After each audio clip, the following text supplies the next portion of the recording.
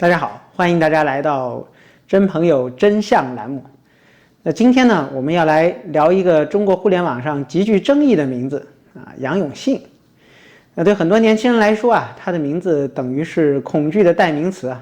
但对一部分所谓的这个家长来说呢，他的名字又好像是救世主那么真相到底是如何呢？其实我们可以今天一步一步的来剖析这个故事我们再来看最近柴静也对一个他之前治疗的所谓患者做了采访我们来详细的讲解一下。那么他的故事是怎么样一步一步展开的呢？杨永信呢是1958年出生在山东的临沂，他学的是精神医学毕业于山东医学院，也就是现在的这个山东大学齐鲁医学院。那之后呢，他进入了临沂市第4人民医院工作，成为了一名精神科的医生。这一切看起来呢都非常普通，但是呢随后呢就所谓诞生了叫戒网瘾中心那么到了2000年左右呢，中国青少年沉迷网吧、沉迷网游的这个现象成为了社会热议的话题。媒体甚至把网瘾形容为精神吸毒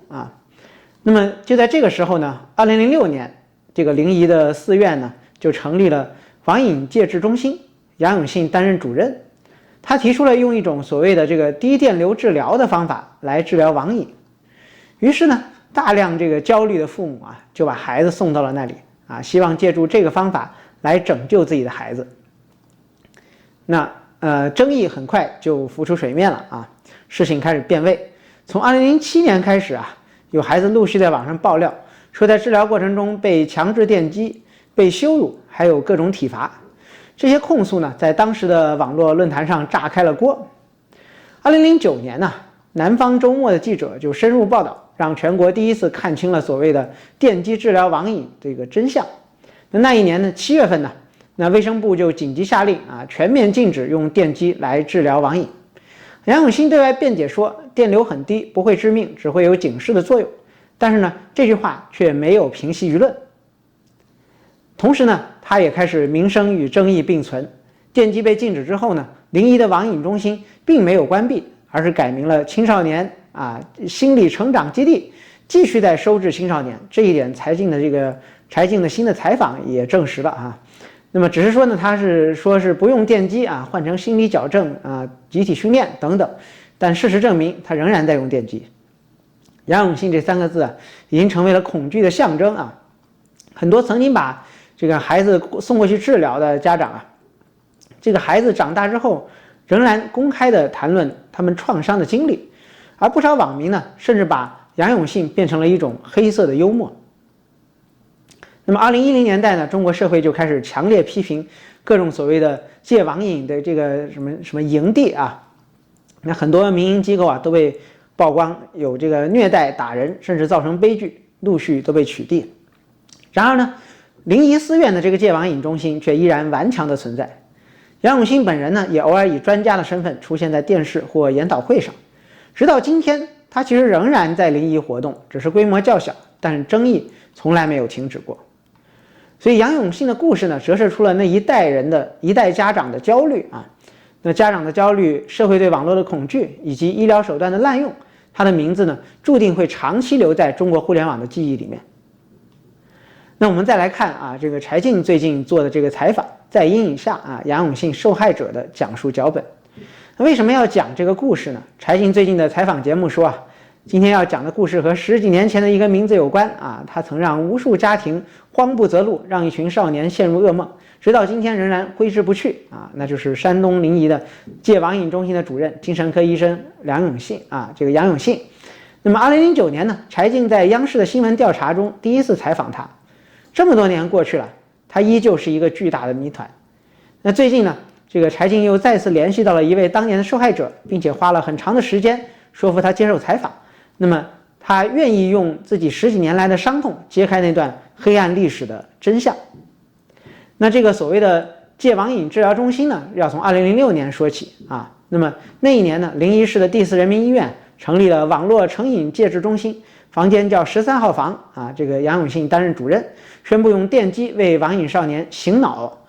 2009年呢，央视一档节目中曝光，该中心使用了未经批准的电休克仪器，最高电压30多伏，接近人体承受的极限。而社会舆论呢，则一片哗然。卫生部随后禁止该中心使用电休克疗法。然而，所谓整改只是换了更符合规定的电疗仪器，中心并没有停止收治所谓的网瘾病人。直到2016年，临沂市卫生计生委才向新华社回应说，这家网瘾戒除中心在当年的8月被取消了，不再收治患者了。那么，对于柴静来说，他的旧采访和再访有什么样的对比呢？杨永信到底还在怀念什么？第一次采访杨永信时，他曾经对着镜头侃侃而谈，甚至说自己非常怀念文化大革命那个年代，怀念那个强调无条件服从的年代。卫生部明令禁止他电击疗法之后呢，大家都以为这个事情就此结束。但是这件事情柴静的央视对他的官方的采访，过去了6年之后又有一位叫阿良的年轻人找到了这个柴静那么他原本是一名学钢琴的学生，并没有所谓的网瘾，却莫名的被父母送进了杨永信的机构。他亲眼见到的电击仍然在继续。而更令人震惊的是呢，在这家机构里面，所谓的收治标准这是没有标准非常宽泛。那么只要孩子不听话，即便没有网瘾，也会被列为救治对象什么样奇葩的理由都可以甚至还有夫妻之间老婆被老公送来的所以呢，这个阿良的故事是怎样的呢？那音乐少年如何被杨永信击碎梦想，毁了人生呢？那阿良告诉柴静进入中心之后，他在短时间内就感受到了高压思想控制。所谓的规矩荒唐至极，大声笑被认为是情绪亢奋，要电击；不笑认为是情绪低落，也要电击。透过窗子看看外面的世界，被视为企图逃跑在这个中心是重罪。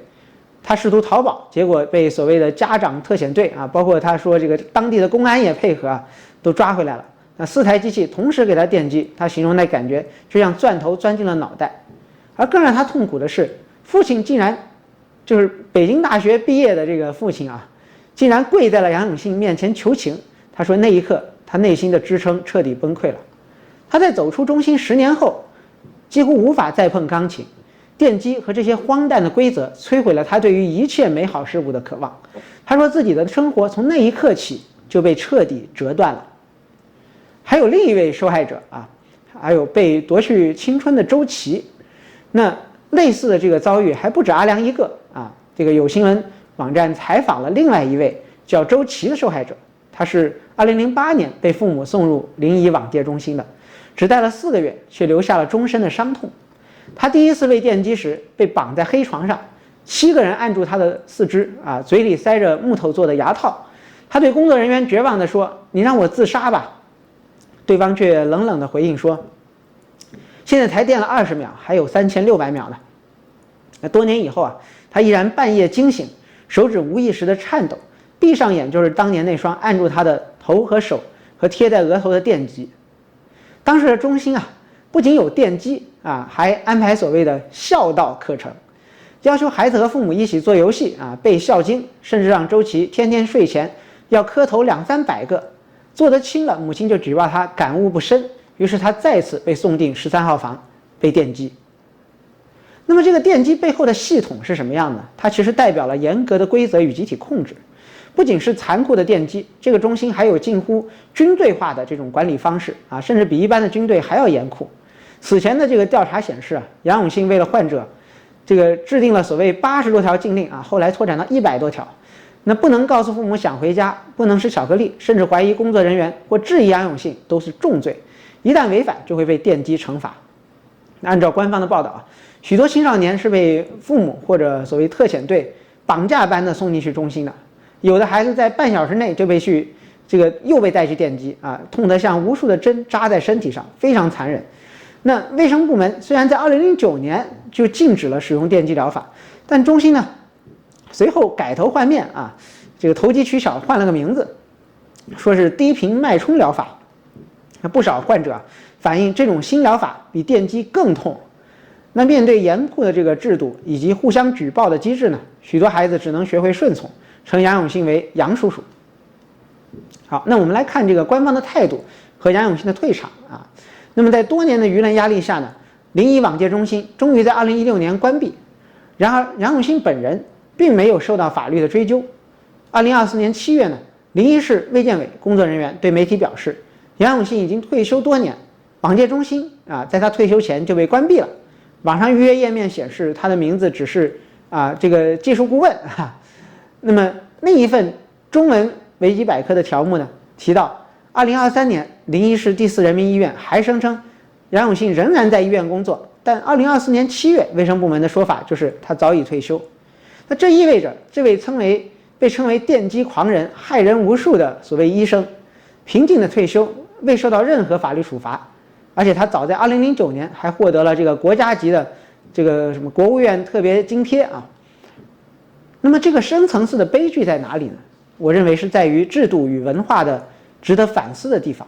那听完这些故事呢，许多人都会问，为什么会发生这样的事儿？为什么父母会亲手送孩子进电击室？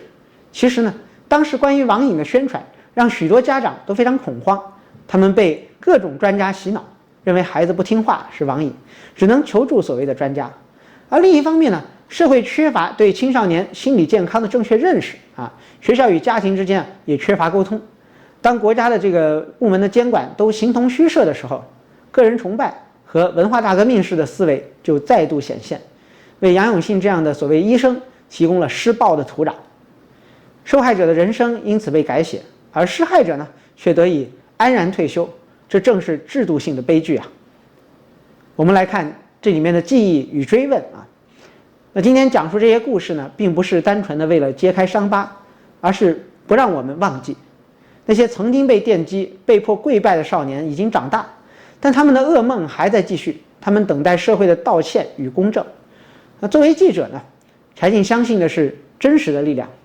只有记住这些惨痛的教训，反思制度的漏洞和人性的盲点，我们才能避免类似的悲剧再次发生。而更重要的是，这个杨永信的训练营当年发生的事儿，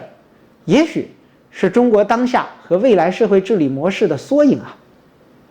那杨永信这位用电击治网瘾来开办心理矫正营的精神科医生，很多人以为这只是过去的一段丑闻，